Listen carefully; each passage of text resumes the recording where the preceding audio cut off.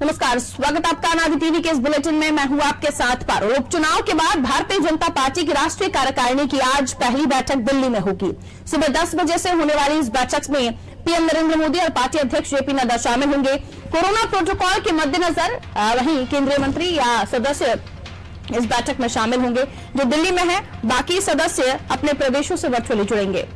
मोदी सरकार के दूसरे कार्यकाल में यह पहली कार्यकारिणी की बैठक है जिसमें यूपी समेत 5 राज्यों में अगले साल होने वाले विधानसभा चुनाव की रणनीति पर चर्चा होगी।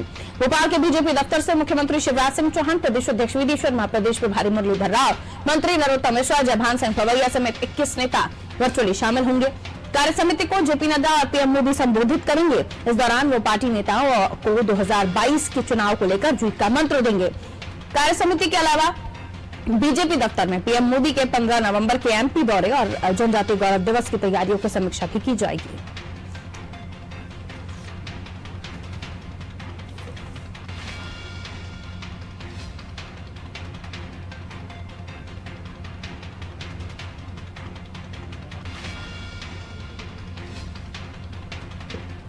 बीजेपी राष्ट्रीय कार्य समिति की बैठक और बैठक पर मध्य प्रदेश से भी खुद मुख्यमंत्री शिवराज सिंह चौहान, प्रदेश अध्यक्ष वी डी शर्मा जुड़ेंगे और तमाम पदाधिकारी भी इस बैठक से जुड़ने जा रहे हैं।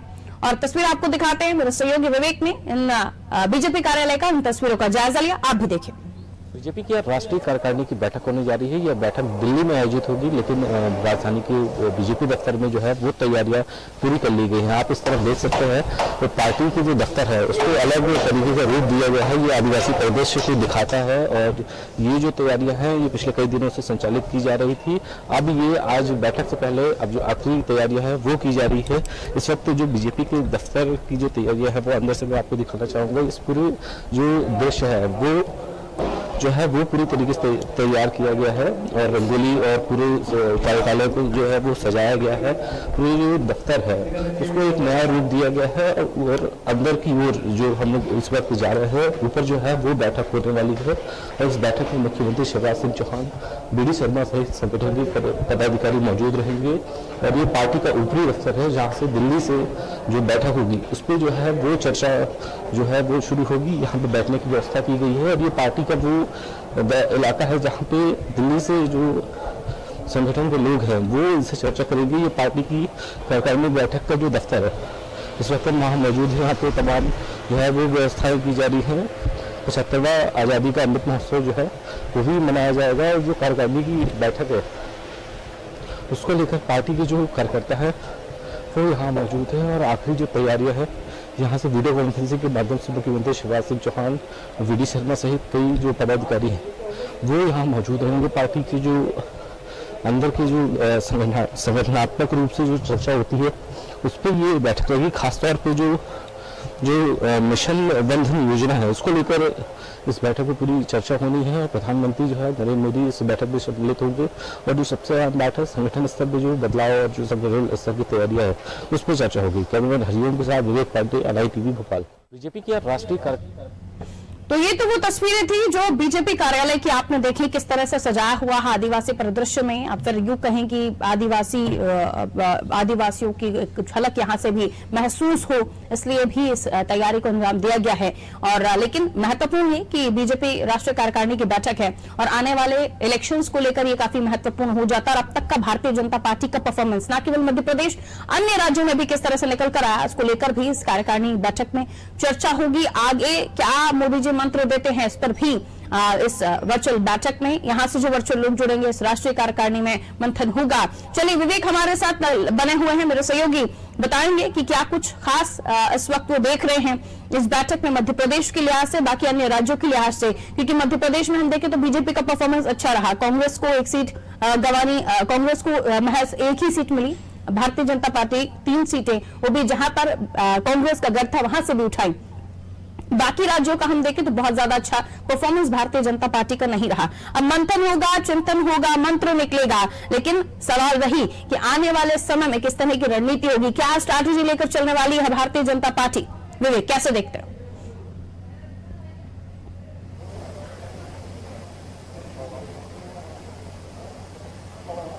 देखिए, आज बीजेपी की ये राष्ट्रीय कार्यकारिणी बैठक काफ़ी अहम रहेगी। इसमें सबसे ज़्यादा जो इश्यूज़ है वो चुनाव मैनेजमेंट को लेकर किए जाएंगे और इसमें प्रधानमंत्री नरेंद्र मोदी शिरकत भी करेंगे। बीजेपी के जो राष्ट्रीय अध्यक्ष है जेपी नड्डा, वो जो है वो तमाम अन्य राज्यों के जो प्रदेश अध्यक्ष है उनको संबोधित करेंगे। जो आगामी चुनाव की रणनीतियाँ हैं उन पर चर्चा होगी। सबसे अहम बात यह है कि मध्य प्रदेश में हाल ही में उपचुनाव हुए तो बीजेपी ने कड़ी मशक्कत के बाद जो है 3 सीटों पर जो है वो अपनी जीत दर्ज कराई थी। हालांकि रैगा सीट में शिकस्त मिली थी कांग्रेस से।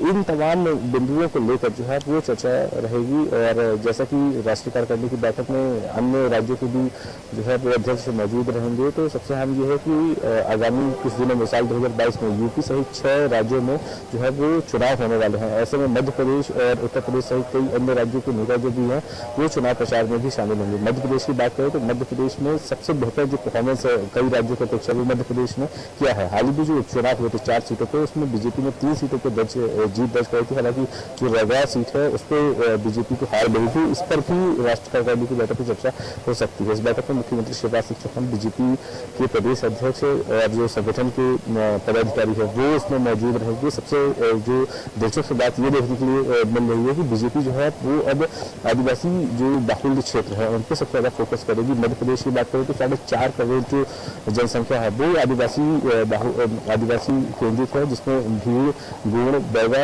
और सहरिया और कोल जनजाति जो है वो सबसे ज्यादा महत्वपूर्ण है। ये जो ऐसा वर्ग है वो एक पक्ष में वोट करता है। यदि बीजेपी की बात करें तो इस चुनाव में जो बीजेपी को जो सबसे ज्यादा जो माइलेज मिला था इस चुनाव में वो आदिवासी योजनाओं के जरिए ही मिला था। मध्य प्रदेश में आदिवासियों को लेकर जो योजनाएं संचालित किया गई उसका जो है वो इस चुनाव में काफी ज्यादा माइलेज मिला है। लिहाजा पार्टी ने अच्छा परफॉर्मेंस भी किया है। संगठन का जो चुनाव मैनेजमेंट है वो भी जो आला नेताओं के निर्देश पे जो तय किया गया था उस पर पूरा जो है वो रिजल्ट बेहतर आया है। तो इन तमाम मुद्दों को लेकर इस बैठक में चर्चा होगी। एक जो सबसे अहम बात यह है कि प्रधानमंत्री 15 नवंबर को मध्य प्रदेश के दौरे पर होंगे, तो पार्टी जो अपनी तैयारियां कर रही है, जो राज्य शासन तैयारी कर रही है, इन दोनों ही मसलों को लेकर भी चर्चा होगी। प्रधानमंत्री नरेंद्र मोदी जनजातीय सम्मेलन में शामिल होंगे और कई योजनाओं का शुभारंभ करेंगे। मध्य प्रदेश में जो सौर ऊर्जा संरक्षण की जो योजना जो शुरू होने वाली है इसका भी प्रधानमंत्री जो है वो लोकार्पण करेंगे। तो ये योजना जो है काफी ज्यादा अहम है और पूरे देश भर में पूरे देश भर में मध्य प्रदेश इकलौता राज्य होगा जो सौर ऊर्जा संरक्षण को लेकर पायलट प्रोजेक्ट पर काम कर रहा है। और इस हमेशा ज्यादा ही रहती हैं और भारतीय जनता पार्टी के हाथ से एक वो सीट फिसली जो उनकी सीट थी और बाकी राज्यों में भी देखें तो भारतीय जनता पार्टी किस तरह का परफॉर्मेंस लेकर चल रही है, इसलिए चिंतन का विषय तो है ही। चलिए, बहुत शुक्रिया विवेक जानकारी देने के लिए। हालांकि माइलेज जिस तरह से कह रहे थे विवेक की आदिवासी योजनाओं को संचालित कर भारतीय जनता पार्टी को मिला और वह वोट बैंक को कभी नहीं जाने देना चाहेगी, इसलिए तमाम प्रयास होंगे। और बिरसा मुंडा की जयंती पर भी जिस तरह से कार्यक्रम का आयोजन। चलिए, भूपेंद्र गुप्ता जी कांग्रेस से इस वक्त हमारे साथ फोन लाइन पर बने हुए हैं। भूपेंद्र गुप्ता जी, बहुत स्वागत करती हूँ आपका राधि टीवी पर। भूपेंद्र गुप्ता जी, कैसे देखते हैं भारतीय जनता पार्टी के राष्ट्रीय कार्यकारिणी की बैठक जिसमें आने वाले चुनाव को लेकर मंथन करने वाली है पार्टी और जिस तरह का परफॉर्मेंस उनका रहा अब तक, मध्य प्रदेश को छोड़ दीजिए तो अन्य राज्यों में, कैसे देखते हैं आप? देखिए, किसी भी पार्टी की राष्ट्रीय कार्य समिति की बैठक में जो है भविष्य की दिशा तय होने की चर्चा होनी चाहिए और इस बात पर सवाल खड़ा होना चाहिए कि भारत में जब कोरोना की किल्लत थी, कोरोना में लोग मारे फिर रहे थे, कोरोना में जब लोगों की जो है स्थिति जो है भूख से मरने की थी, तब भी भारत की सरकार ने जीएसटी पर 10,000 करोड़ रुपए से ज्यादा की पेनाल्टी वसूली, ब्याज वसूला। ये जो है ये क्या उचित था? और क्या इस तरह की पेनाल्टी जो है ऐसे समय में जबकि टैक्स कलेक्शन की स्थिति में नहीं थे, लोगों के धंधे बंद थे, लोगों की फैक्ट्रियां बंद थी, तब उनके ऊपर इस तरह से जो दांडिक कार्रवाइयां की गई, ये क्या कार्रवाइयां जो है ये नागरिकों को के मनोबल को बनाने वाली थी? इन पर जो है विचार होना चाहिए। आज महंगाई जिस सीमा पर पहुंच गई है और जो है आपने 100 किलो वजन रखकर आदमी के, गरीब आदमी के शरीर पर और उसमें से 2 किलो उठा लिया है, ये जो है ये देश की गाड़ी को आगे नहीं चला सकती है। आप भले इस बात का प्रोपेगेंडा कर सकते हैं कि हमने राहत दे दी, राहत किस लिए दे दी? था आप ही ने वसूला, आप ही ने राहत दे दी। तो आपने जो है जो देश को आगे बढ़ाने की, जो आर्थिक गतिविधियों को बढ़ाने के लिए, जो देश की अर्थशक्ति को बढ़ाने के लिए आवश्यक कदम है, उसको कैसे आप आगे बढ़ाएंगे, कैसे उठाएंगे, इस बात की जो है खुली चर्चा होनी चाहिए। तब जो है और डेमोक्रेटिकली होनी चाहिए, तब इन कार्य समितियों की बैठकों का कोई औचित्य है। अन्यथा तो ये रिचुअल है, परंपरा है कि साल में एक बार बैठक करनी है। आपने बैठक कर ली, देश की दिशा क्या होगी? आपको जनता ने जो है सत्ता सौंपी है, आप देश को किस दिशा में ले जाएंगे, इसकी चर्चा अगर उस समिति में नहीं होती है, केवल चुनाव कैसे लूटना है, चुनाव कैसे जीतना है और चुनाव में जो है किस तरह से अपनी सत्ता बनाकर जो है और स्वेच्छाचारिता करनी है, अगर यही उद्देश्य है तो ये तो कोई उद्देश्य नहीं है, ये तो सब कोई अर्थहीन चीजें हैं। और आदिवासी समाज के बारे में चर्चा अगर करने जा रही है भारतीय जनता पार्टी, तो चर्चा करे कि मध्य प्रदेश में जो है आज 2003 से पेशा कानून लागू है, लेकिन आज तक जो है उसके नियम क्यों नहीं बन पाए? आज 17 साल हो गए थे प्रदेश में, 16 साल भाजपा को राज करते हुए, आप पेशा कानून के जो है नियम नहीं बना पाए, आदिवासियों के साथ धोखा कर रहे हैं आप जो है। इसी कारण से उनकी जो है जमीनों से उनको बेदखल होना पड़ा है। 2.25 लाख से ज्यादा लोगों के जो है पट्टे के केस निरस्त हुए, उनके अपात्र हो गए। ये सारी चीजें जो है ये बड़े लेवल पर आप ही की बातों का जवाब ले लेते लोगों को जो नुकसान हितेश वाजपेयी जी हमारे साथ भारतीय जनता पार्टी का पक्ष रखने के लिए जुड़े हुए। हितेश वाजपेयी जी, बहुत स्वागत आपका आदि टीवी पर। आप ही की बातों का जवाब ले रहे हो भूपेंद्र गुप्ता जी हितेश जी से। हितेश जी, बहुत स्वागत आपका आदि टीवी पर।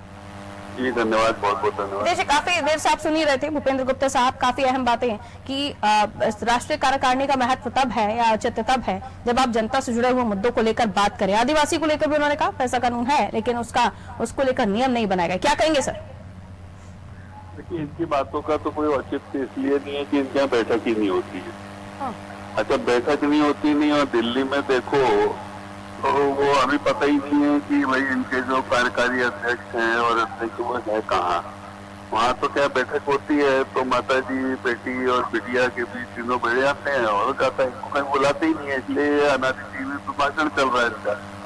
फिर मध्य प्रदेश के लोग तो 2000 लोगों को ये लोग बाहर कर चुके हैं संगठन से, और उसके बाहर करने के बाद स्थिति है कि इनके जो कांग्रेस के प्रदेश अध्यक्ष है वो मध्य प्रदेश में ही नहीं रहते हैं, तो बैठक का सवाल ही नहीं होता, सब खड़क ही खड़क है। तो ये सारे अरमान अनादि टीवी पे बाहर आए हैं।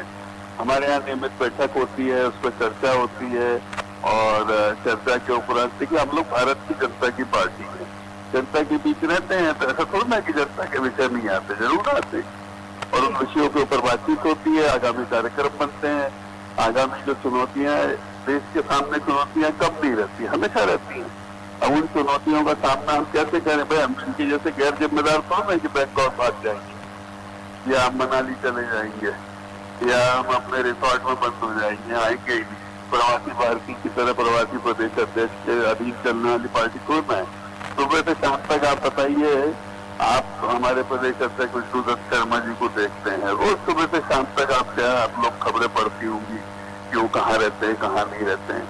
फिर उसके बाद सुबह से शाम तक आपको पूरा कार्यक्रम मुख्यमंत्री का मिलता है, शिवराज सिंह चौहान जी कहाँ रहते हैं, क्या बातें कर, कैसी मीटिंग करते हैं, आपने सब देखा, चाहे कोरोना से संबंधित हो, आदिवासियों से संबंधित हो, सब आपको पता है। इन्हें नहीं पता है, तो बेसिकली ये अपनी पार्टी पर तंज कस रहे हैं कि वहाँ पर ताला डला रहता है। मतलब जिस दिन आप सोचिए काउंटिंग हो रही है, उस दिन सुबह ताला डला हुआ था कांग्रेस दफ्तर पे, तो कांग्रेस दफ्तर पे ताला है, प्रदेश अध्यक्ष इनके आते नहीं है मध्य प्रदेश, बैठक का तो सवाल ही खड़ा ही नहीं हो पाती है। और दिल्ली में भी यही हाल है। आज मैं और आप बात कर रहे हैं तब आपको हाथ में कोई कार्यक्रम है प्रदेश अध्यक्ष कांग्रेस का, नेता प्रतिपक्ष कांग्रेस का, कोई कार्यक्रम नहीं होगा। तो ये अपनी भड़ास आपके सामने निकाल रहे हैं। रहा सवाल भाजपा का, तो भारतीय जनता पार्टी जनता से जुड़ी पार्टी है, हम अपने तरीके से सभी बातों पर चिंतन करते हुए आगे बढ़ रहे हैं। तो यही कारण है कि कांग्रेस साफ हो रही है, कांग्रेस खत्म हो रही है, कांग्रेस के पास कोई एजेंडा नहीं बचा है। लेकिन उपचुनाव में जो नतीजे आए सर अन्य राज्यों से भी, वो तो आपकी बातों से बहुत इतर हैं। देखिए मध्य प्रदेश में आपने देखा कांग्रेस कहाँ जीती, चुनाव में भी देखा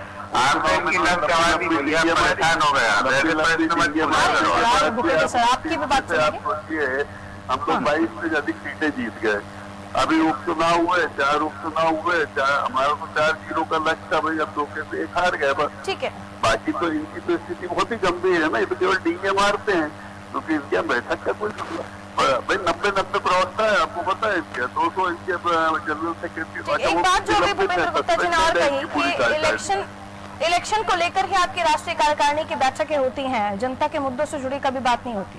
हमारी हर 3 महीने में होती है मैडम, हर 3 महीने में हमारी बैठक होती है। मैं आपको पूरा कैलेंडर दे दूंगा, अभी सारे प्रस्ताव जो होंगे। मैडम 1 मिनट मुझे जरूर समय दीजिएगा। जी मैं आ रही हूँ सर आपके। और हमारा देखिए बहुत ट्रांसपेरेंट काम है। और मजे की बात यह है कि अनादि के जो प्रतिनिधि है वो हमारे साथ हमेशा मौजूद रहते हैं। अभी जैसे हमारी बैठक शुरू होगी, आपको अंकुर भैया वहाँ से लाइव करके बताएंगे, पर उस पर आप चर्चा करेंगे। लेकिन कमलनाथ का कोई कार्यक्रम मध्य प्रदेश का हो, कांग्रेस दफ्तर में भी हमारे संवाददाता मौजूद होते हैं, पीसीसी कार्यालय में, बीजेपी कार्यालय में भी। अभी सुबह जो तैयारियां बीजेपी कार्यालय में कर रही है, कमलनाथ जी नहीं पाए जाते, ढूंढते रहते हैं। तमाम जगहों पर हम लोग मौजूद होते हैं। भूपेंद्र गुप्ता जी, आप अपनी बात रख लीजिए। अभी जो है डॉक्टर साहब जो है ये बड़े सम्मोहक आदमी है, ये लोगों को उल्लू बनाने में ये जो है जादू टाइप का करते रहते हैं। कमलनाथ ने अभी कहा कि कांग्रेस जो है बड़ी डींगे मारने वाली पार्टी है, जो देश के सबसे बड़े डींगे मारने वाले भैया हैं 56 इंची वाले।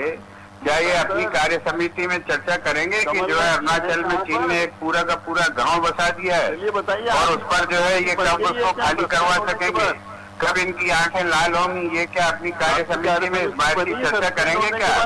ये मैं एक पहला सवाल इनसे कर रहा हूँ। अभी डॉक्टर साहब आप सुन लो, अब चुप मत करो, अभी हमने पूरा हमारा सवाल जरा सुन लें और इसका जवाब दें। ये गोल जो है अभी सोनिया जी के घर में मत पहुँचाना, इसका जवाब दीजिए। वहाँ पर जो है घर पूरा का पूरा गाँव बसा दिया अरुणाचल में चीन ने, और उसको कब खाली करवाओगे आप और कब वहाँ पर जो है कराएंगे? इंदिरा गांधी संघर्ष करके अरुणाचल को प्रदेश बनाएगा और आपने बर्बाद कर दिया उसको। इसकी चर्चा हो रही है सर, इलेक्शन को लेकर इनके अभी से मंथन शुरू हो गया। भूपेंद्र गुप्ता जी, आपकी बातें सही है, लेकिन उसके लिए भी हम अलग से टॉपिक रख लेंगे। आपको अरे भाई, अब ये सवाल देश का सवाल है, ये देश की चिंता करते हैं तो ये देश के सवाल पे चर्चा करेंगे क्या आपकी कार्य समिति में? इनसे पूछे जरा, इसका जवाब करेंगे क्या? आप एक पूरा गांव बसा लिया है, पेंटागन रिपोर्ट पर आपकी क्या भूपेंद्र जी, आप ही के सवाल का जवाब है हितेश जी से ले रही हूँ।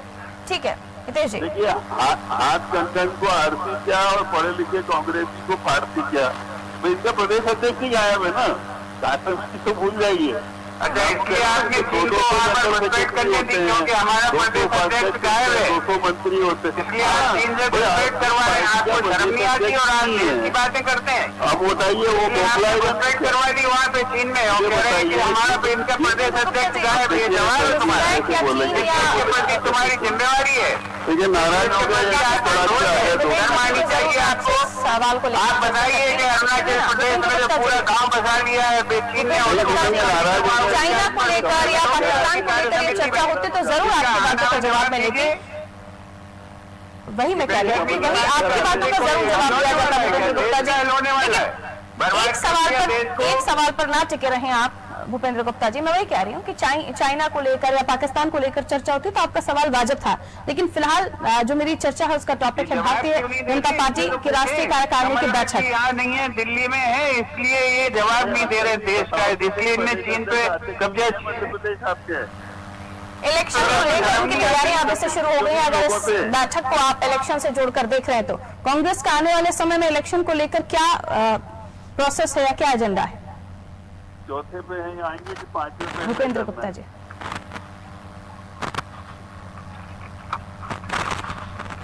सुन पा रहे भूपेंद्र जी? नहीं, इनकी आवाज नहीं आ रही, वो तो इनकी आवाज एकदम दब जाती है जब देश का सवाल आता है। किसी की आवाज नहीं दबी है। भूपेंद्र गुप्ता जी, जिस तरह से भारतीय जनता पार्टी की राष्ट्रीय कार्यकारिणी को आप आने वाले समय में अगर वो इलेक्शन को लेकर चर्चा कर रहे हैं, बिरसा मुंडा की जयंती को लेकर, आदिवासियों को लेकर चर्चा कर रहे हैं, ठीक है, अगर वो तमाम प्रयास कर रहे हैं तो इस तरह के प्रयास कांग्रेस में या इलेक्शन से जुड़े हुए कोई पार्टियों की बैठक? आपको इस बात की जानकारी देना चाहूंगा मैडम, थोड़ा अपडेट करें। बिरसा मुंडा की जयंती मनाना हमने चालू की और इन्हें तो पता भी नहीं है कि बिरसा मुंडा का जो है पहला जो है आंदोलन, पहली क्रांति उसने किसके खिलाफ की थी? उसने साहूकारों, जागीरदारों और लुटेरों के खिलाफ की थी। अंग्रेज तो बहुत बाद में आए और जो है वो सारे भारतीय जनता पार्टी के सदस्य हैं, जिससे जो है जिससे जो है वो है ये क्या उनसे मुक्ति दिलाएंगे? सबको बिरसा मुंडा की जयंती मनाने जाते हैं। जुड़ी हुई है बिरसा मुंडा के तो साहूकारों, जमाखोरों प्रदेश वाजपेयी जी से जवाब ले लेते हैं। देखिए बारूद जी, इनकी राष्ट्रीय अध्यक्ष का जो है वो बेसिकली वो डेपुटेशन भूपेंद्र जी आ रही है, सरकारी गाड़ी से हम बात कर लें जी सर। आपको मालूम है रोज उनको एक वक्तव्य जारी करना पड़ता है राष्ट्रीय अध्यक्ष कांग्रेस को कि मैं अध्यक्ष हूँ, मुझसे बात करो, आपस में मत बात करो। रोज उनको पहला ये सेंटेंस, क्योंकि वो है ही नहीं ना। कभी आपने सुना कि सोनिया गांधी जी लोगों से मिल रही हैं, कभी आपने सुना कि सोनिया गांधी जी ने बारूद जी और बाकी पत्रकारों को बुलाया बातचीत के लिए, कोई प्रेस कॉन्फ्रेंस करी? कभी आपने सुना कि सोनिया गांधी जी भोपाल आई? कभी इनसे पूछेंगे आखिरी बार सोनिया गांधी जी भोपाल कब आई?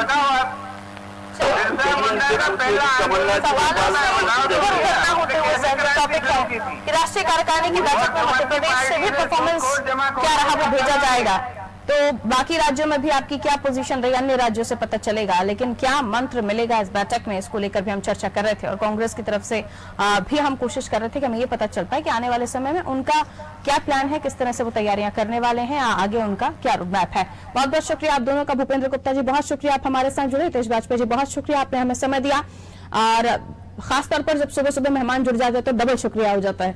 और हम जो चर्चा कर रहे थे भारतीय जनता पार्टी की राष्ट्रीय कार्यकारिणी की बैठक को लेकर, जिसमें आने वाले चुनाव को लेकर भी चर्चा है, उपचुनाव में जो परफॉर्मेंस जहां पर खराब रहा या जहां पर अच्छा रहा उसको लेकर भी रिपोर्ट दी जाएगी।